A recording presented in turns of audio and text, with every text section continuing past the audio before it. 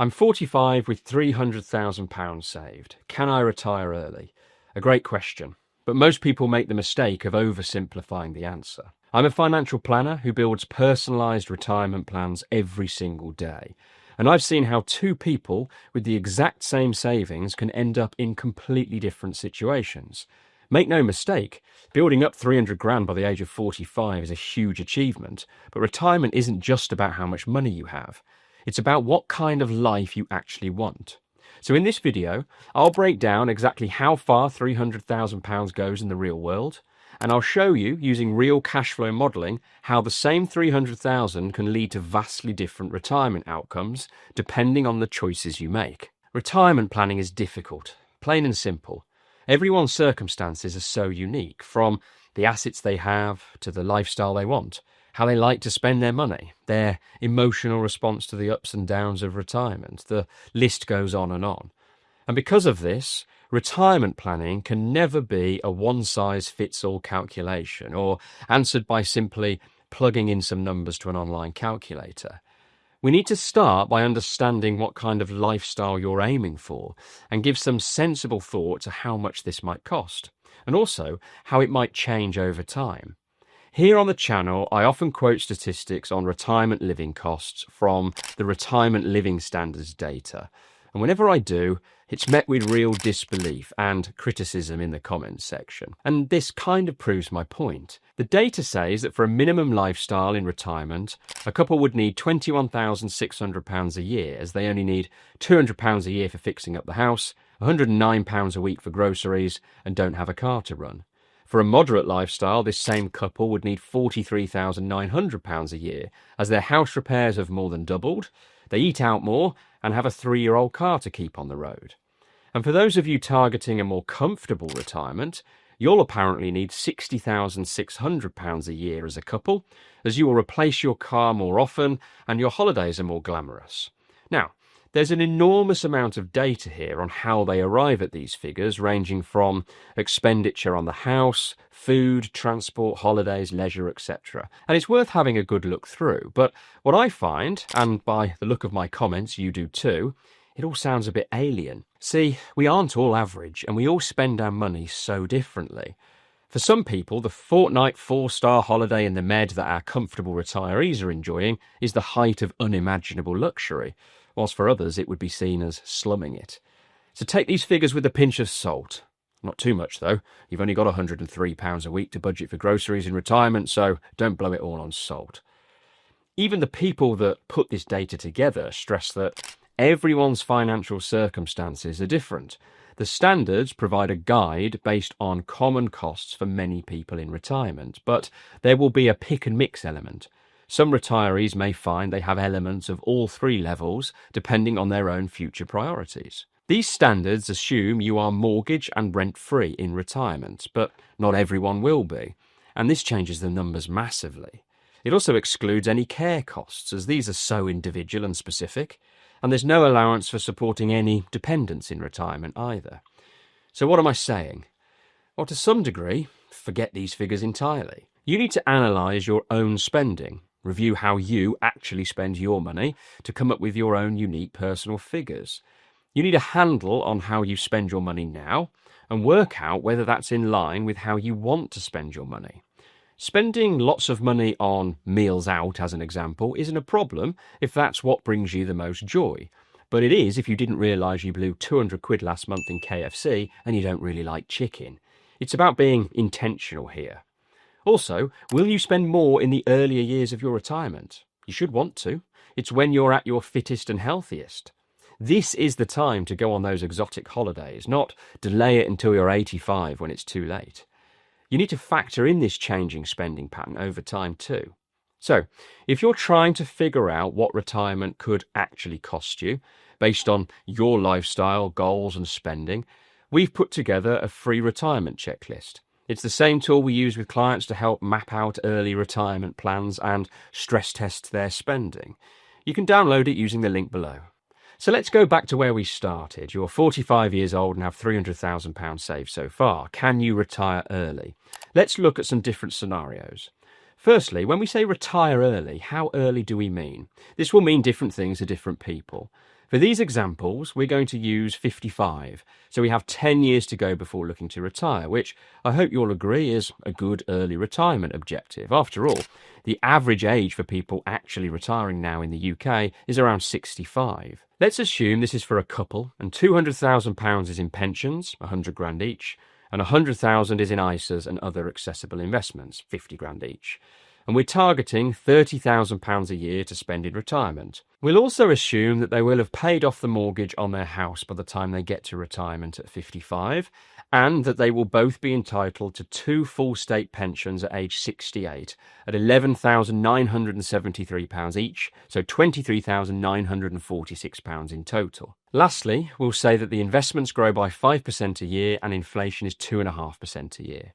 Here's what the cash flow looks like when we map it out. These red bars show a shortfall, or in other words, with this scenario and these assumptions, our imaginary couple would run out of money at around age 78, and then be left using state pensions alone to fund the rest of their time. But this assumes that they are making no further contributions to their investments, and given they've got another 10 working years to go, they should still be adding to the pot. And I calculate that they need to put away an extra £6,790 a year to make this all work and cover that shortfall all the way to age 100.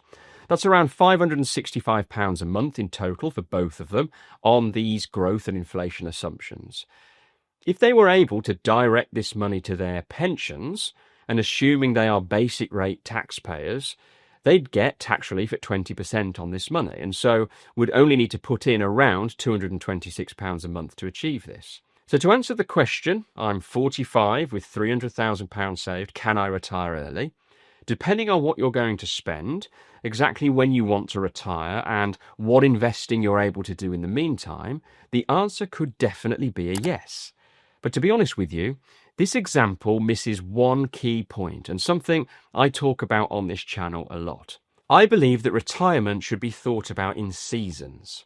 Your lifestyle won't be the same at 55 as it will be at 75, and for most people, it makes sense to front-load your retirement spend, to spend more in the early healthy years, instead of looking to spend £30,000 a year rising with inflation, as was the case with our previous example, which doesn't allow for any change in lifestyle. Here's what it might look like if we plan out the retirement according to this philosophy.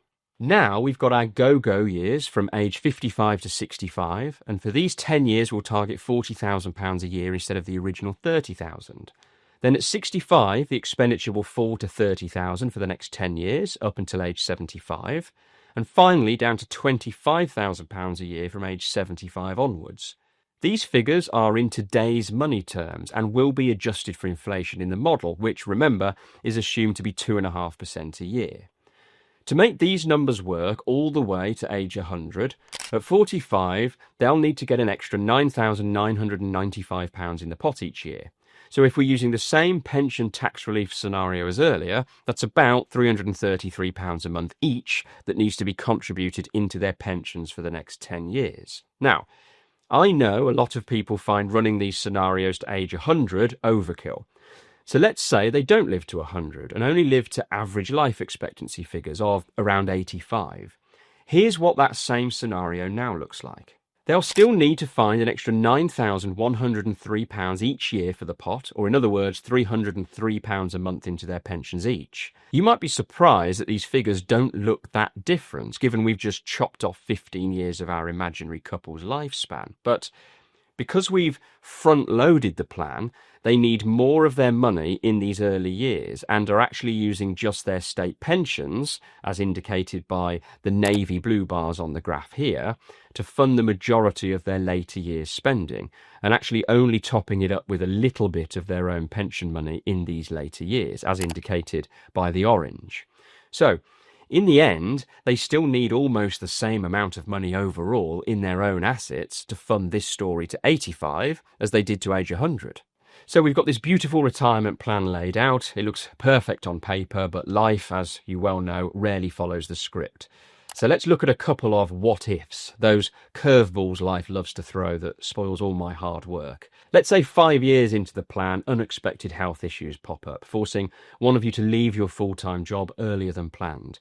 You return to work, but on a ad hoc part-time basis, and you find that you have to stop contributing to your pension as a result. So one of you is able to carry on contributing as before for the full 10 years, but one pension is now underfunded. Now, look at the cash flow graph again. Suddenly, the carefully balanced plan is off kilter, and money starts running thin with a shortfall as indicated by these red bars from age 70 onwards. We'd need to discuss and adjust. Or perhaps you find that because more of your money is now spent on travel and holidays, our 2.5% rate of inflation is not enough, and you actually feel that your life is getting more expensive by 3.5% a year instead. This would have a devastating effect on our numbers. Look, running out of money before your state pensions kick in at all. I could go on showing you periods where investments don't do as well as you'd hoped or do better than expected, etc. But hopefully you see the point. Things change and your plan needs to adapt along the way. But please remember, these curveballs do not mean that you're doomed. It's normal. Real life is messy, right? Markets fluctuate, health changes, unexpected costs arise. The solution isn't to panic, it's to plan flexibly. Regularly revisit your financial plan, anticipate bumps in the road and adapt. Keep reviewing, keep adjusting and keep your plans realistic. Because let's face it, you can't plan for everything, but you can plan to adapt for almost anything. Now, if you'd like some help stress testing your own retirement plan or making sure your investments are set up correctly, feel free to click the link in the description and book a free retirement planning call with us. We'll run through your numbers together, answer your questions and make sure you're on track. But let's get back to the question at hand. Can you realistically retire early at 45 with £300,000 saved? Here's the honest, slightly annoying truth. It depends entirely on your lifestyle, your expectations and your flexibility. If you're aiming for a lavish lifestyle with zero wiggle room, then unfortunately it could be challenging, at least not without significant adjustments. But if you're willing to consider your spending plans, work out what you need to be investing now to get you there and actually do it, maybe think about other flexible income sources and adapt your expectations when circumstances change, then yes, early retirement can well be within your grasp. The key takeaway here: retirement planning isn't a one-off decision. It's an ongoing process. It requires regular check-ins, consistent scenario testing, and steady recalibrations. And remember, you don't need a crystal ball. You just need to be proactive, flexible, and prepared to adjust your sails as the winds change. Now, if you're serious about retiring early, then just knowing how much you've got in the pot isn't going to be enough. There are 5 key numbers that determine whether your plan will actually work or fall apart years too soon. So watch this video next where I break down each one and show you how to use them to build a retirement strategy that actually lasts.